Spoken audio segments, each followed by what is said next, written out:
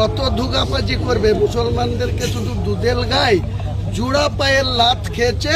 এইবার তৃণমূল দলটা ভেঙে তাসের ঘরের মতো ভেঙে যাবে। আমি আমার নিজের দমে জিতবো। তা কেমন দম আজকে দেখা গেল দম। হুমায়ুন দা, আপনি কি মন্ত্রিসভায় যোগ দেবেন না বিরোধী আসনে বসবেন? মোটেই না, আমি অপোজিশনে বসে কোনো মতেই আমি মন্ত্রী হওয়ার লালসায় আমি দল খুলিনি। আমার একটাই স্বপ্ন ছিল, আমাকে যে অপমান গোটা মুসলিম সমাজের ভোট নিয়ে তিনবার মুখ্যমন্ত্রী হয়ে শুধু মুসলিম সমাজের লোককে শুধু বলছে বিজেপিকে আটকানোর জন্য আমাকে ভোট দাও।